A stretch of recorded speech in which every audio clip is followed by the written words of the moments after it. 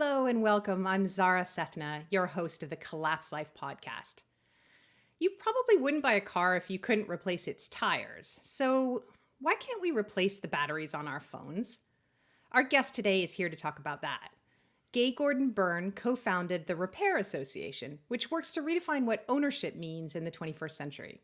And she's here to talk about the legal, moral, and environmental quandary that comes from not being able to repair our own stuff and what that means for the future of consumption. Gay, welcome to the show. Thank you. Terrific to be on. That's lovely to have you.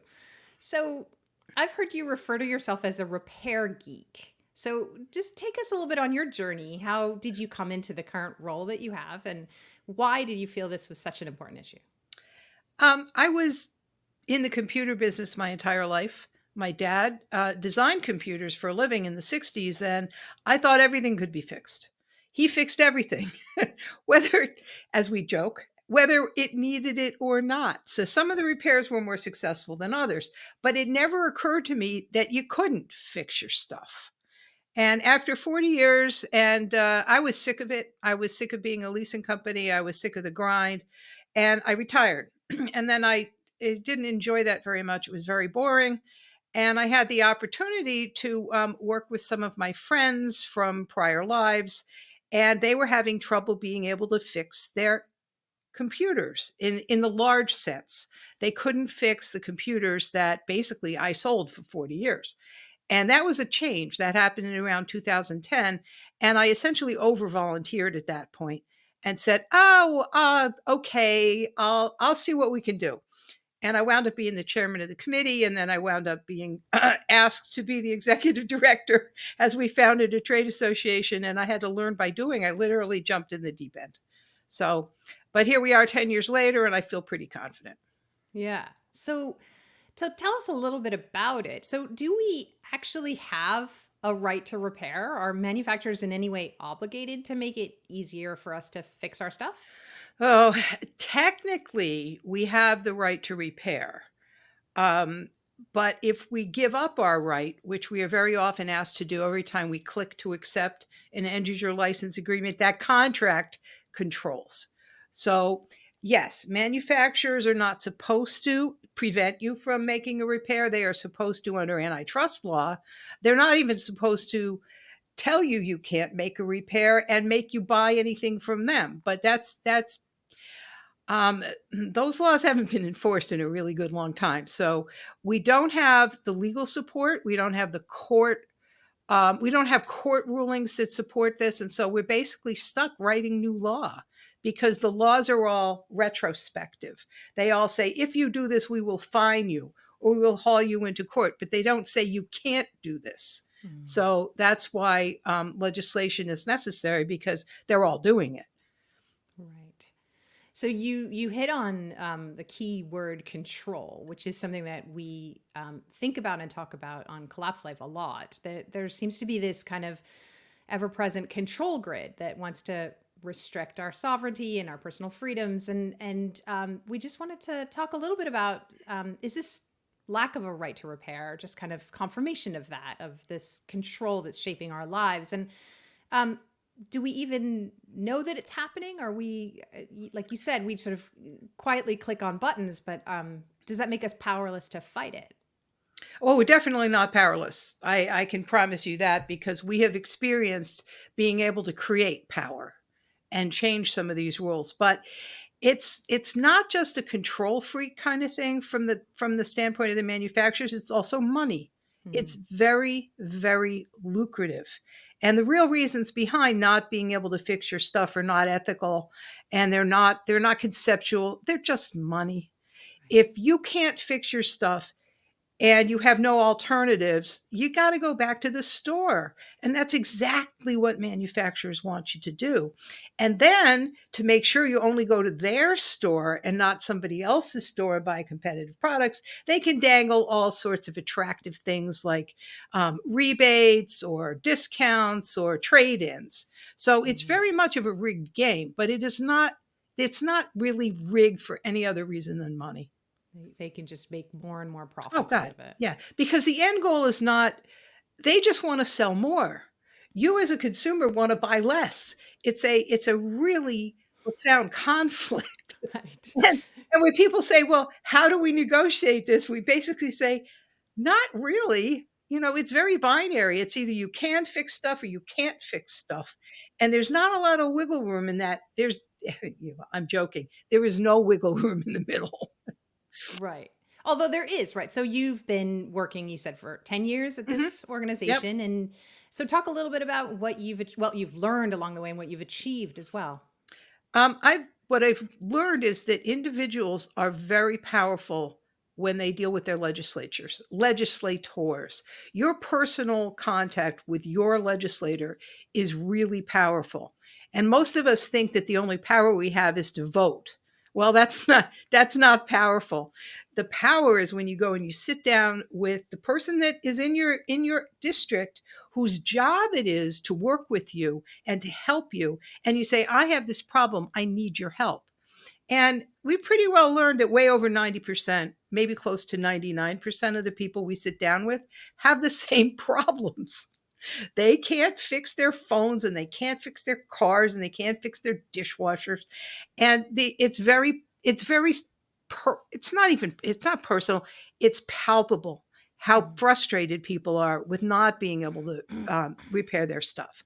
So sitting down with your legislator is massively, and that's a real revelation to me, and I hope it is to some of your listeners, that if you don't pick up the phone and call your legislator, forget the email stuff. They get barraged by emails. You got to call, and even better, show up in their office. Mhm. Make an appointment. You'll get an appointment, and then you can have 20 minutes with somebody that really wants to hear from you. So is this a state issue, a local issue, a federal issue? Where does it kind of sit? Well, legally, it sits best in states. And that's because states have constitutionally granted power over general business law. So it's general business law that lets us say, hey, Mr. Manufacturer, in order to do business in my state, we require that you do X, Y, and Z. Sometimes it's a lemon law. Sometimes it's a, you got to have a factory here. Sometimes, but what states can do is they say, if you're going to sell your product in my state, you must provide all the materials necessary to make a complete repair. And it works. So what's a good example of a state that's actually ahead on this? There are 4 states that have actually passed law. None of them are implemented quite yet. New York is supposed to take effect at the end of December. We don't know what that's really going to look like until it actually takes effect. But in New York, you should be able to go to a local repair shop or yourself, and especially for a consumer product, like a cell phone or a laptop or something that's not in the business space. And you should be able to demand that you be able to buy all the parts and tools and manuals and software and diagnostics that you need to make a repair. We'll see who actually complies with that. A couple of more states have similar legislation. It also starts basically between now and July. So in Minnesota, California, and who am I missing? Oh, Colorado. They have a right to repair bill. It's a little different. They focused on agriculture and also on powered wheelchairs. Believe it or not, you can't fix your tractor and you can't fix your chair. That's crazy. It is crazy. So that's in Colorado, you said? Yep, yep. So the agriculture piece is really interesting and a little bit scary actually, because we already have this highly monopolistic and centralized food system. And so if you start restricting what we can and can't do with the tools that we need for food production, that seems a little dangerous. So does the lack of a right to repair make things worse on that front?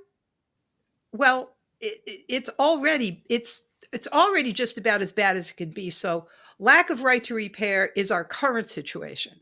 Right. Our improved situation is making sure that farmers can fix their stuff Right.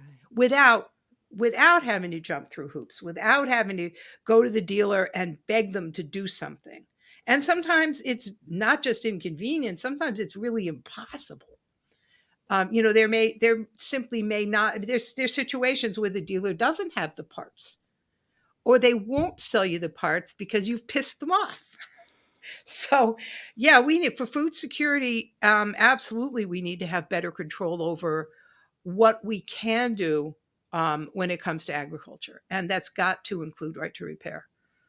How much awareness is there amongst the sort of agricultural community about that? I'd like to think it's huge, but when you talk to the various trade associations, some of them think it's kind of a small thing. Um, but the guys in the field that are plowing, when their tractor stops working, it's a very big thing. Mhm. And most of the states and the state farm bureaus and some of the state associations have been agitating with national groups to get behind right to repair. So I think it's a big deal. Um, Yeah. and we're starting to see some cracks in in what manufacturers are willing to do, but they're just cracks. We Mhm. really haven't seen a groundswell of change. What kind of pushback are you seeing from manufacturers? Oh God, the silliest stuff you can imagine.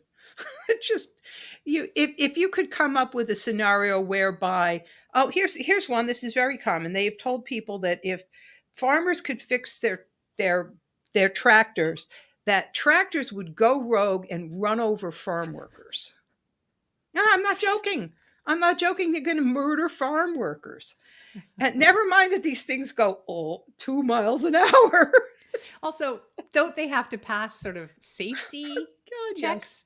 Oh, Okay. God, yes. The requirements to even sell these things are very strict. They have to sell stuff that's safe to use. Right.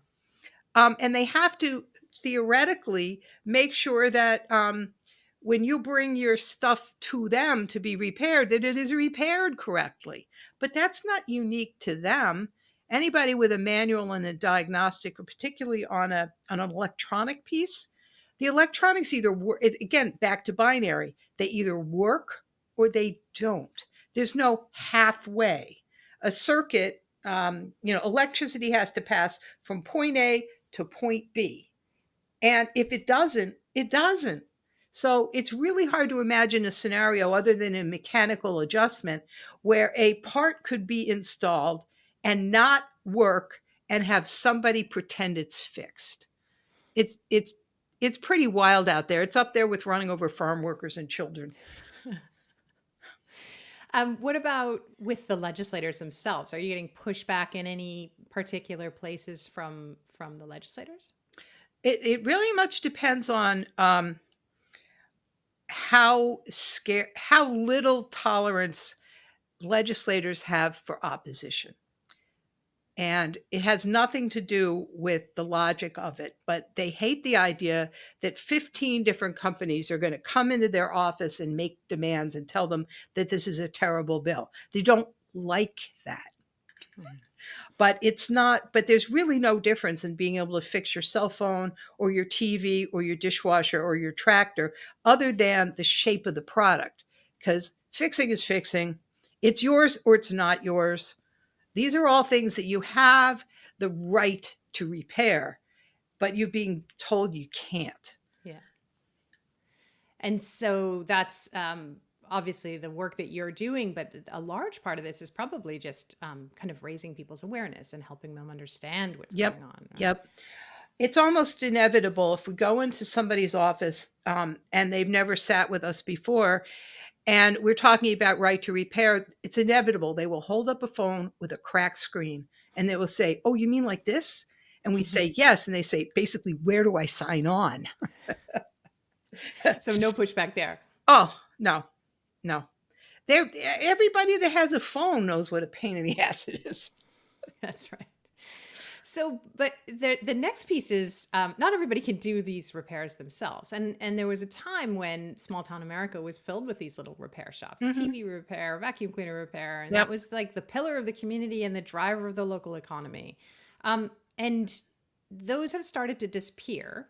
So I wanted to get your take a little bit on kind of when and why that started to happen, but also like even if you're super successful in all your work on the legislative side, Is there anyone left to do these repairs? And what can we do to incentivize entrepreneurs to start those kinds of businesses? Well, there's lots of entrepreneurs out there, and they will simply be able to do more.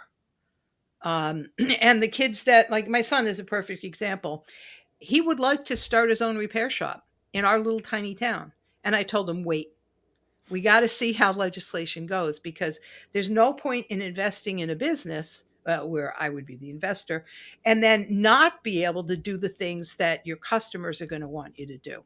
So, entrepreneurs always show up. When there's a gap in the market that they can fill, they will show up. And anybody that can fix a cell phone can also fix a dishwasher, can also fix a TV, can also fix a lot of stuff. Because in the electronic side of it, it's all the same stuff. It doesn't even look different on the insides. Now, when you get into some of the bigger stuff, yeah, um, you probably need some different kinds of tools. But on the electronic side, it's, these things are filled with circuit boards. They look just like every other circuit board. If you have a schematic and you have a diagnostic and you got some um, magnifying lenses, you can do the work. If you're afraid to, fine, I get it. I don't. I give it to my son. Right. But your point is that someone out there knows how and would be willing and interested to do Absolutely. that. So it's Absolutely. kind of, if you build it, they will come. If you get the legislation going and we can repair our things, then pop-up shops are going to start to open. Well, there's quite a few people that are still in business. Okay. It's a diminishing number of people. I think some IBIS World is one of the few places that I've been able to find any statistics. And over the past 20 years, the computer/camera repair jobs have been dropping by 2% a year steadily. Okay. But it wasn't it didn't just like go from 100,000 jobs to 10. Right. There's still a lot of people out there with the skill set, Right. but they It's can't getting shipped grow. away. They can't grow. If you look at the cell phone options out there, let's say there's 100 main brands of cell phones. The only one that really you can fix and has nothing to do with Apple, because they hate the idea, is the Apple phone. And the reason is that there's a company called iFixit, based in California, that made it their mission to write repair manuals for Apple because they were pissed they couldn't find them when they were in college. It's that simple. So they wrote the manuals that Apple uses to train their own people. I kid you not. You can't believe the stuff that goes on. And that's the reason people can fix their phones, except now that Apple has created or taken advantage of a new form of lock called parts pairing. Basically, you can buy a part from Apple, because now they'll sell you a part, and you can put it in, but you can't make it work. Because it's tied to the serial number of the original machine. So the only way you can get the part to work now is to, guess what? Bring it back to Apple.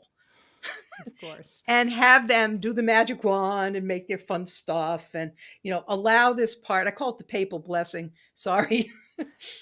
So they will bless the part and it will now work.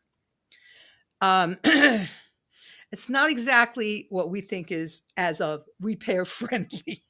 Right. But it's getting somewhere, right? It's at least partway there, or no? Oh, well, yeah. I mean, Apple's kind of a bad example because they bargain in bad faith. Every time they say they're going to do something good, they do it in the most dastardly way possible. Other companies don't really quite take that approach. I mean, Samsung said we're going to make parts available, and they did. And they didn't gobble it up with parts pairing nonsense. It's easier. It's expensive as all get out, but it's easier. Right. So And Apple continues to be our number one villain. Now, but they're also a company that's trying to make themselves sound very sustainable, and this is an issue. It starts to butt up against that potential greenwashing. And so, one thing I wanted to say is there's a tangential issue where potentially your phone still works or your old laptop still works, but they no longer support software updates. So eventually you may have a perfectly working laptop, but you can't use it anymore because none of the apps work anymore. So that's kind of an extension maybe of the right to repair. Is this something that you're tackling, or is there anyone else out there who's thinking about that? Oh, we're thinking about it. We just don't know how to tackle it. I'll be honest Right. with you. Um, Forcing manufacturers to support things means that they have to invest in support. Somebody's got to pay for it. And we don't know what that mechanism should be. Um, Support is also a little bit overrated. And I can tell you that from having been in the mainframe business for so many years. There's lots of operating systems that haven't had any active support, meaning problem determination, um, for a decade. They're still in use. They're still running just fine.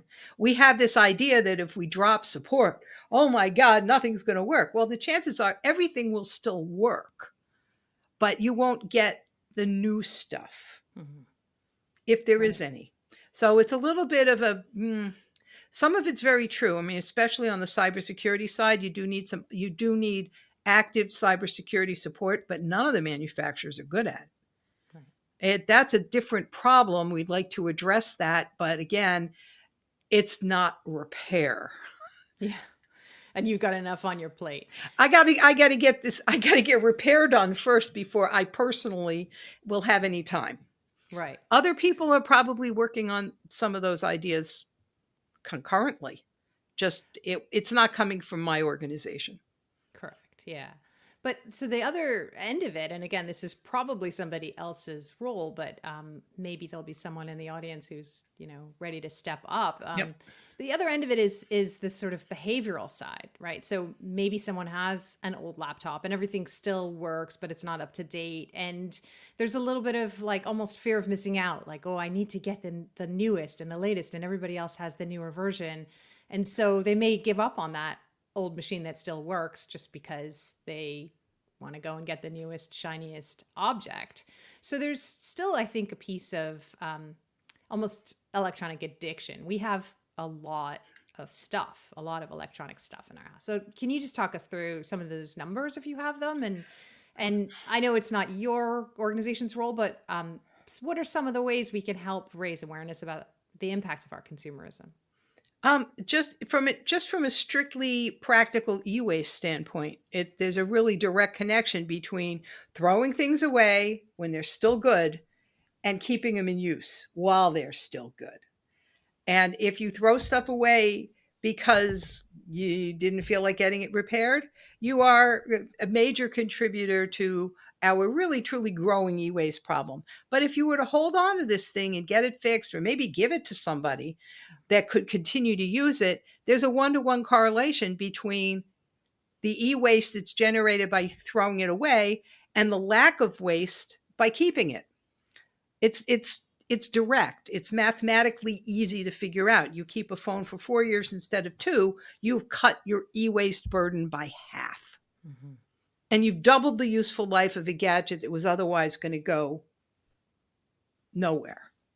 Well, to So a that's landfill. they will go to a landfill. There's very, very little actual recovery of useful parts out of discarded electronics. One of our charitable refurbisher friends that does try to recover everything that they're donated is less than 15% of what they're given.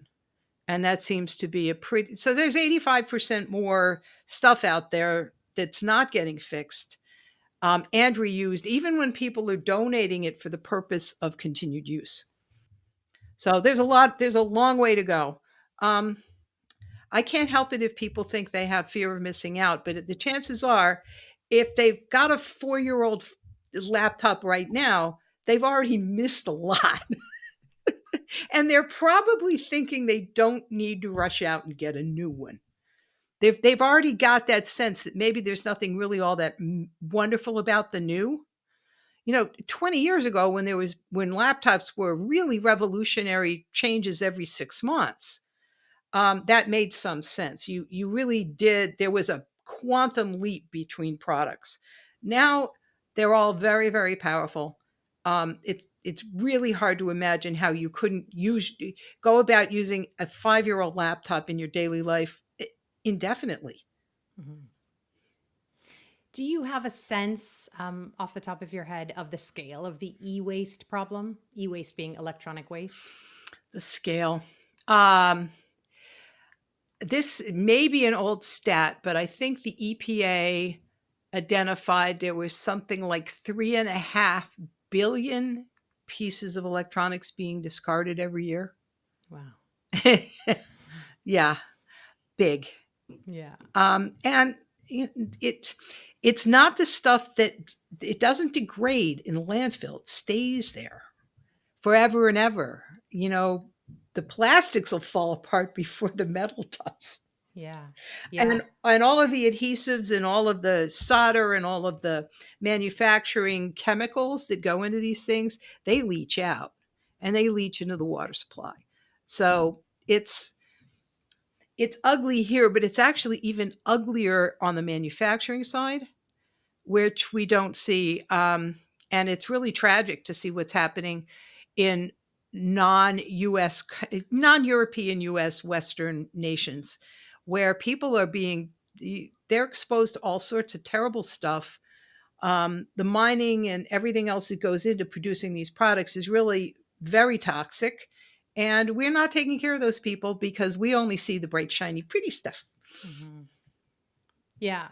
Yeah. I mean, and so your organization is just trying to take one piece of that whole Yep. cycle, and there's so many other parts of that story that But I also think I need. think it's a virtuous goal that if you don't throw as much stuff away, you're also not creating the incentive to make new, which reduces the cost of reduces the environmental cost of manufacturing, and it also on the other side reduces the volume of e-waste that we have to deal with.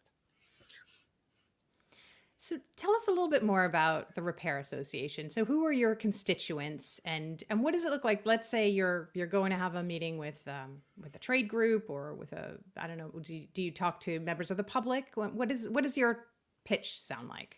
The Repair Association is basically a coalition of groups and businesses and a few individuals that are already in the business of repair. They're already fixing things. They're already finding. Some of them are doing in warranty work for manufacturers. Some of them are doing returns management for retailers. Somebody sells something and it comes back and it's not really broken. It just wasn't wanted. Somebody's got to handle those things. Very physical, hands-on kind of business. And at the end of the scale, we've also got members that do the recycling. They pull things apart. They try to salvage parts. Like I said, the charitable refurb people are trying to take donate electronics and make them useful again. So we run the spectrum, all the R's. Reduce, reuse, repair, recover, or whatever. And then there are some of the let's call them consumer rights organizations that are a big part of our coalition, groups like Consumers Union, Consumer Reports, US PERG. We've got a bunch of environmental groups that are very active with us when we go to work with legislators, and some individuals that just like to be able to fix stuff. So let's talk about that pitch. Then you're going to talk to a legislator in a state where you haven't worked yet. What do you say? What's your approach? Um, I usually start with the cell phone. Have you ever had trouble fixing these? And the answer is 99% yes.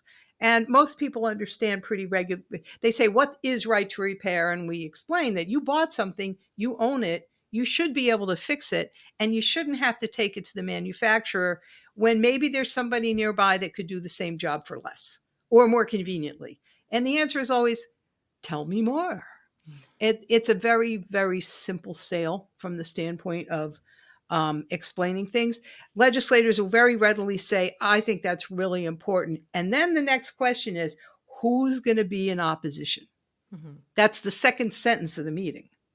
And then we explain, well, Apple hates this. And everybody rolls their eyes and go, yeah, I can't imagine why. And so we get into some pretty good discussions about why manufacturers hate this. And I usually explain it's just money. There's really no great logical reason that you can't fix your stuff because it's yours. Like if you stick your finger in an electric socket, you're that's your problem. You are responsible. I talk a lot about the rights of owners to be responsible for their own choices and their own property. And that resonates pretty well with a certain political set. Hmm. But it also makes total sense. I mean, you bought something, and right there in the contract, it says, we are not responsible for any of the stupid shit you might do. It's right there in the contract. But yet, when you want to go buy a part, oh no, this stuff is too dangerous. We can't let you fix your stuff because you might hurt yourself. Right. It's so clearly profit driven. Huh. It would be hard to think that anyone couldn't see through that. Yeah, and legislators do see through it. And the trouble that we have when we're really getting down to the wire with legislation, and we've been in 45 out of 50 states, is that there's always somebody who is trying to protect a constituent business. Like, I when I want to use Polaris snowmobiles, Okay. they're made in Minnesota. You think we were able to get snowmobile repair through in Minnesota? No. But interestingly, one of the four states that you mentioned was California, which Yeah. kind of surprised me, especially since Apple is based there. So, how did that? Were you involved in the legislation in California? Well, not as directly as in some of the states. We have 20 board members, and we do try to split up the workload because otherwise it's overwhelming. But California was very determined to pass a bill, and the writing on the wall was very, very clear that Apple was not going to win. They'd already lost in New York and Minnesota, and I think they were very, very obvious that they were going to lose in California.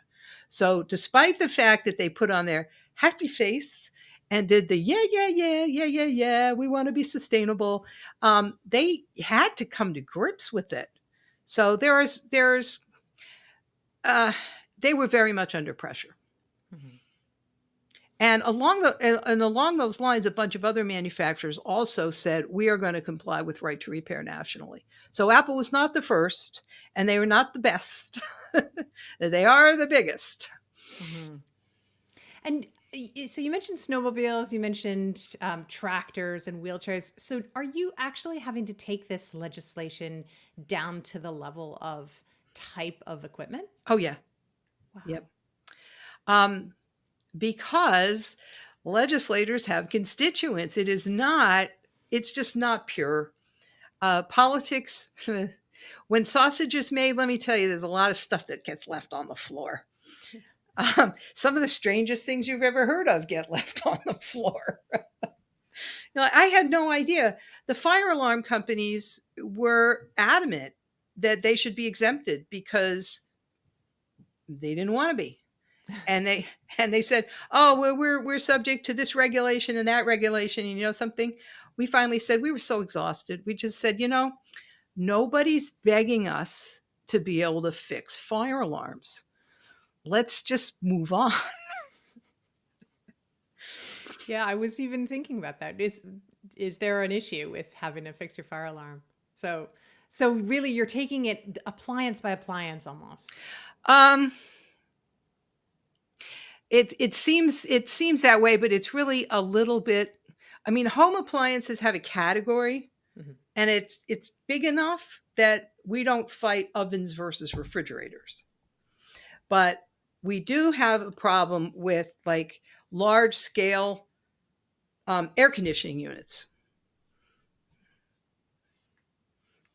It's an appliance until it's big. and then somebody is going to come out of the woodwork and say, "Oh, this is too big. It's too dangerous. You can't possibly let anybody but our authorized repair people work on that equipment." And it's one of our first legislative friends told me, "Don't ever let this kind of opposition make you stop and say, we won't do it." Politics is very practical. Right. So Right. we figure there's 50 states. They aren't each state has its own lead industries. And for example, I don't think Apple will have very much influence in Washington State. Use that as an example. Microsoft has influence in Washington State, but Yeah. not Apple. So we figure that we eventually, with 50 states and a whole bunch of different bills and different sponsors, almost everything we can think of can be covered by legislation.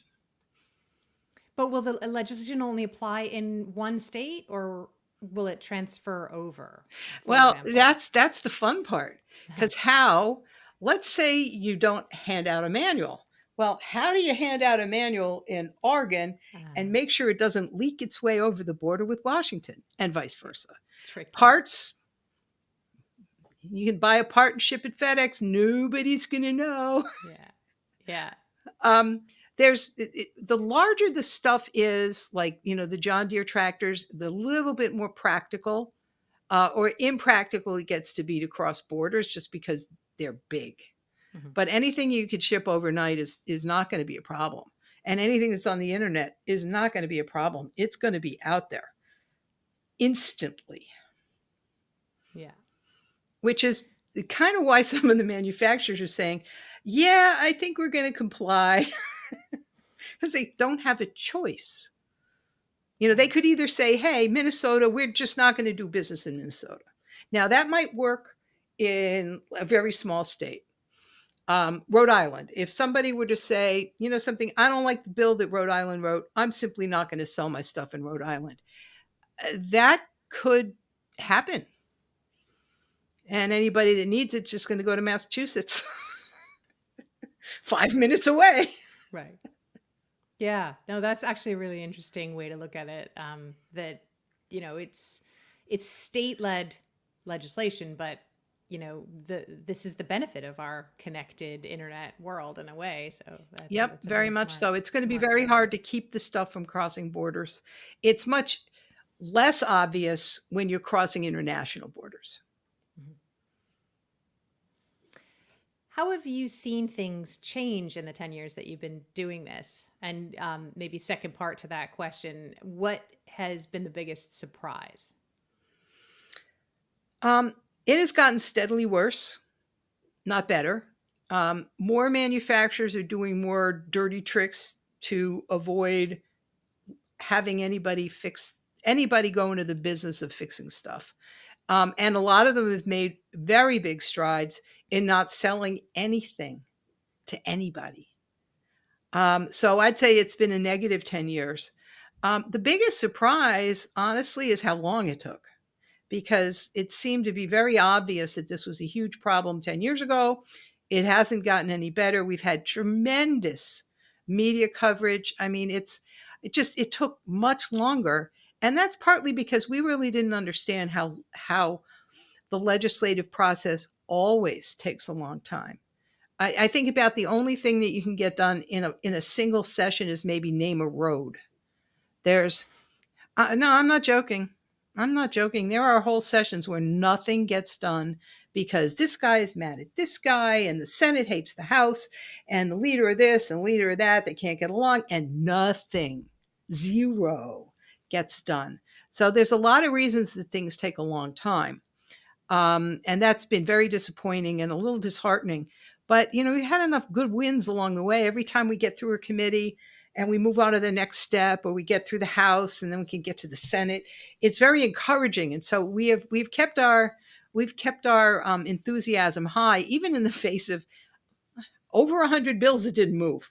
So we're pretty good. We're pretty good at bouncing and staying with the program, but it has been really discouraging to see how many manufacturers think they can get away with this and Mm, think that it's good for their bottom line, but they are really not thinking very.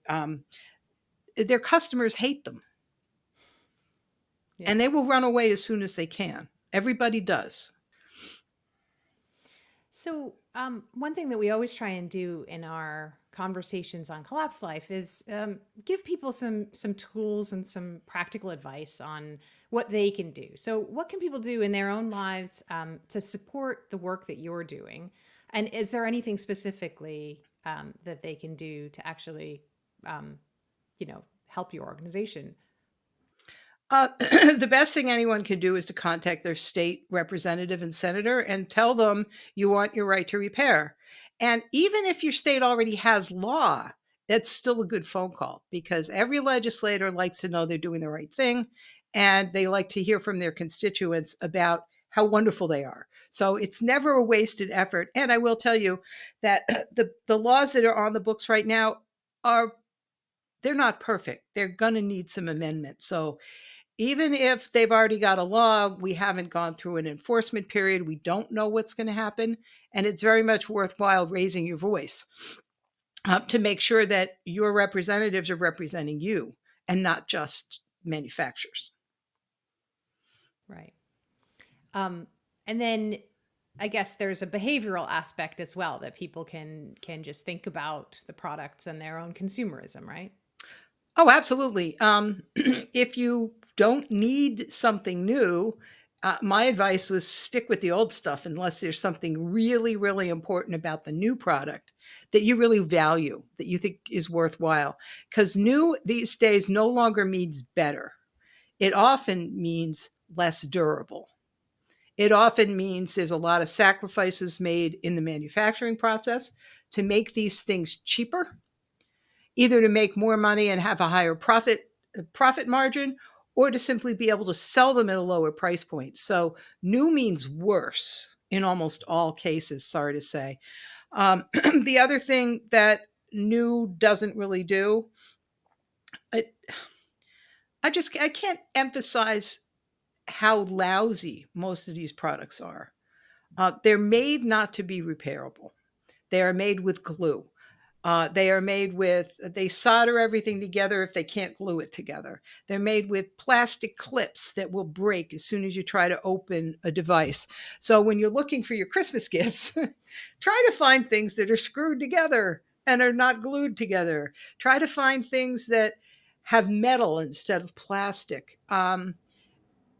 Maybe just don't buy some of this lousy stuff. And I would say buy the lowest tech that serves your needs. I have a personal example about a toaster.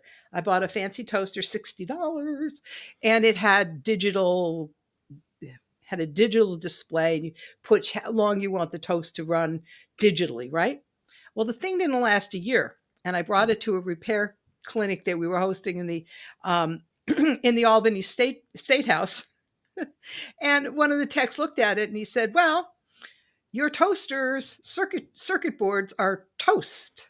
The damn thing couldn't the insides of this toaster couldn't stand the heat, literally the heat of the toaster." Talk about a doomed product. It was terrible. So then I went over to Walmart for $19. I bought the toaster that I've now had for 4 years. That all it can do is All it make can do, bread brown. yeah, turn it on, turn it off. Yeah. Very, very old and simple, basic analog is still more durable. It's going to give better service. I mean, some of these gizmos are just silly. Yeah, I absolutely agree. Any final words for our audience? Is there anything that I didn't ask that you'd like them to know? Oh, I want them to know that we want them to join the Repair Association, which I did forget to mention earlier. Our members are all businesses, almost all businesses. We have a few people that have joined as passionate individuals, but the people that are businesses, it's a tax deductible expense, and that's how we pay the bills. We do take donations, but they're not charities. We're not a charity, so yeah. We'd love to have as many dollars as we can, but I don't want to tell anybody you're going to get a big charitable deduction because we are a trade association at Great. repair.org. Super. Yeah. Well, I hope everybody goes and checks it out and learns a lot and thinks about what we're doing here. I mean, there are places where computers just don't need to be. Electronics just don't need to be. So. There's a lot of things that are being CES, the upcoming big electronics show. There's something like 30,000 new products that get revealed every year. and we do a worst in show every year, and you can't believe the stuff that comes up.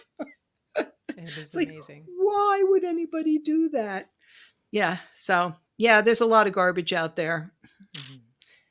Well, thank you for everything that you're doing to try and address this issue, and thank you so much for being with us. It's been a true pleasure to talk to you. Well, it's been a pleasure to talk to you too. You guys have been very well prepared. I really appreciate it.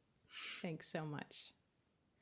Wow, so much to think about there, and also some really great advice, as always, from all our Collapse Life guests. Some really good, concrete ways to take action. So, folks, we're closing in on the end of the year, and so we just wanted to take a moment to wish everyone here a very Merry Christmas from all of us here at Collapse Life. Next week, we'll be sharing some of the best advice that we've heard from our podcast guests so far. So be sure to check that show out and share it with anyone that you think may have missed out.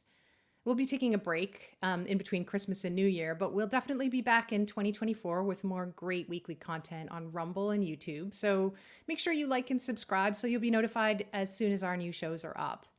Of course, we're on Substack too at collapselife.substack.com. We're also on Twitter at collapse_life, so we hope you can follow us there. Collapse Life is the thinking person's guide to civilization in demise. It's about opening eyes, taking control, and taking action in our own lives. And we are so grateful for all the support we've received so far from viewers and readers in 2023. We can't wait to bring you even more in 2024. So until then, always remember, keep your chin up. It's only collapse. See you soon.